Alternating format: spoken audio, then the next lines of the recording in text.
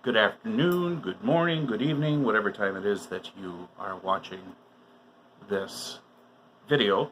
I am Brian. This is Chords and Notes music channel, review channel, I should say. Actually, there's quite a few different types of videos that I do, but I haven't done a lot of different videos in a while. I haven't done a lot of videos in a while. Mostly I've been taking a hiatus. I've been doing that lately. I think this time around it's just, life has just been pretty overwhelming with everything that we're dealing with on many different levels. And I'm trying to say it softly, I've got some issues with the philosophical policies of social media. However, I know you guys are out here and you guys have been very supportive of me and patient as you're waiting for me to put something out that's entertaining, I hope.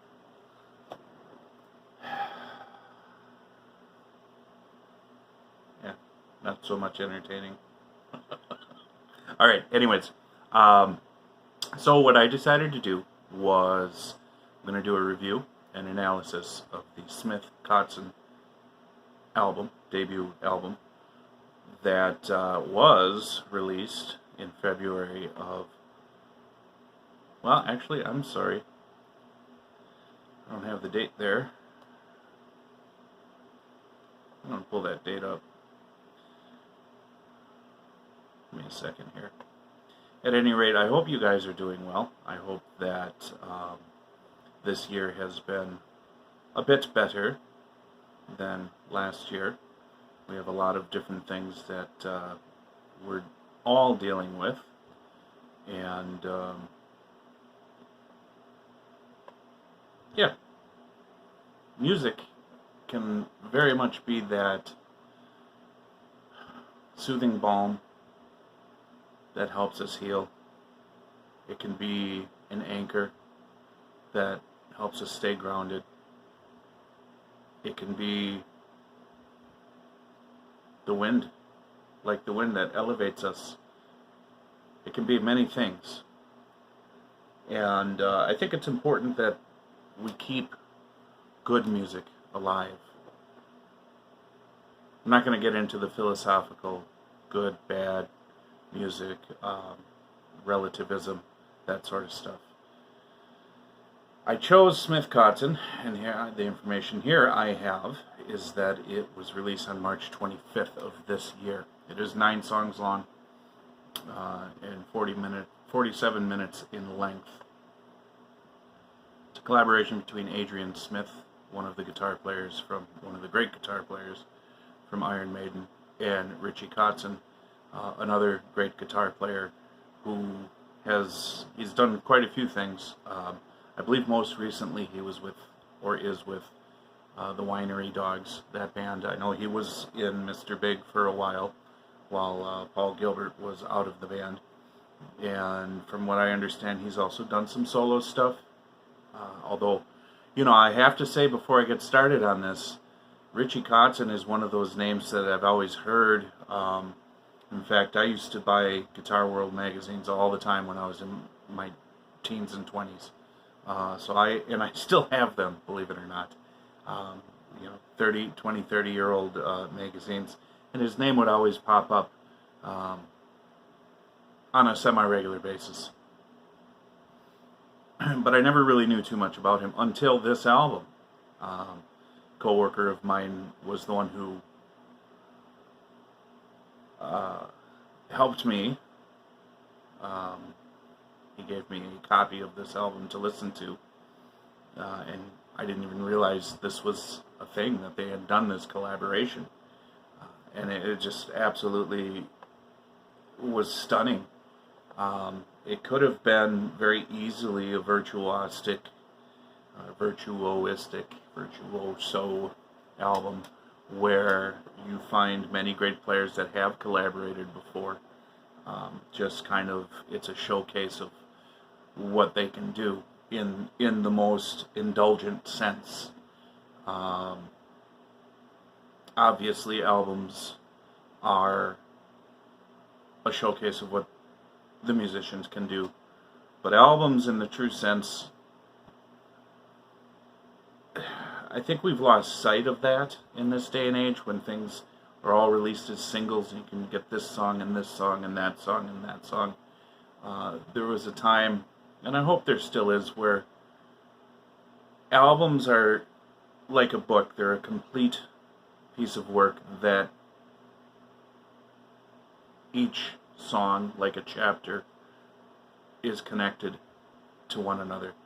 And there was a time, and I know vinyls are still around and actually picking up a little bit of steam as far as popularity is concerned, where you would have the artwork, the in-sleeve, everything was packaged together as this piece of art that not only was visual and you had your photos, your drawings, you had the lyrics and the music. It was just a complete holistic artistic experience. Now, I did not get a vinyl copy of this, so what I did get on CD, which actually kind of seems outdated these days because technology, I got the CD, and when I first started listening to it, my first thought was, this isn't what I assumed it would be, which would be a couple of virtuoso guitar players just flashing their skills. There was substantive songwriting. The compositions were solid. It were based in rock, classic rock, blues. I would say that you could hear a little bit of metal influence in there as well. Maybe even a little bit of jazziness, but not too much. And so just a really nice fusion of music, and it was just really solid. It's got this vibe to it that I still have yet to put words to. But it became one of those go-to albums for me, and still is. Need something to listen to, craving music, not sure what, boom, Smith Kotzen. Just, right there. It grew on me over time, like a beard. It grows on you. It probably affects different people different ways, but for me it was something that grew on me. They did the majority of all the instruments themselves, all the vocals themselves, and I really loved the fact that guitarists, for the most part, aren't vocalists or lead vocalists.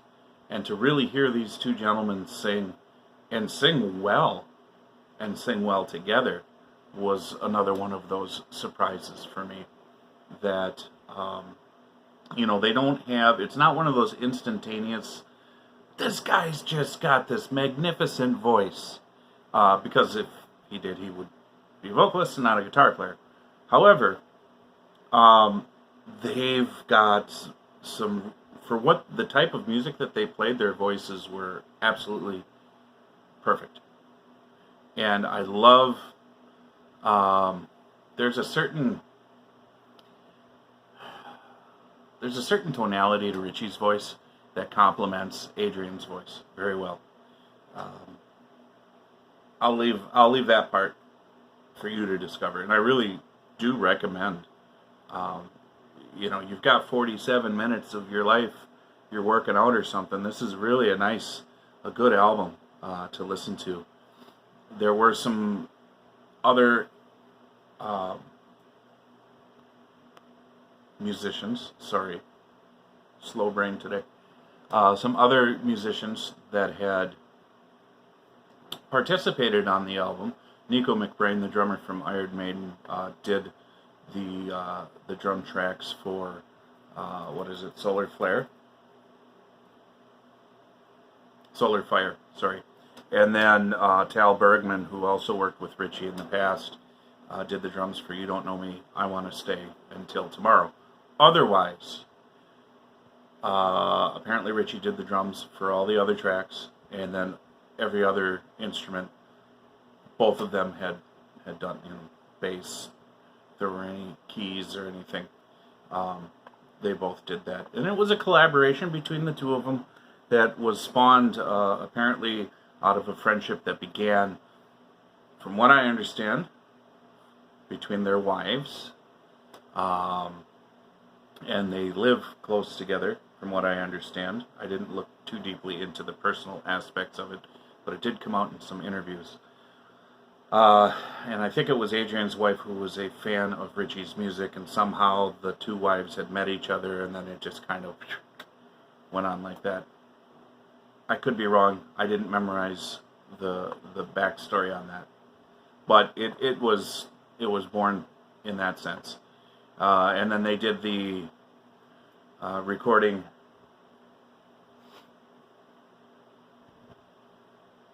in the Caribbean. Turks and, well, actually I don't remember where the Turks and Caicos Islands are, but I think that is where they are, somewhere in the Caribbean. Could be wrong, correct me if I am. Kevin Caveman Shirley was the mixer in the album. It's mixed by Kevin Caveman Shirley. I know that name.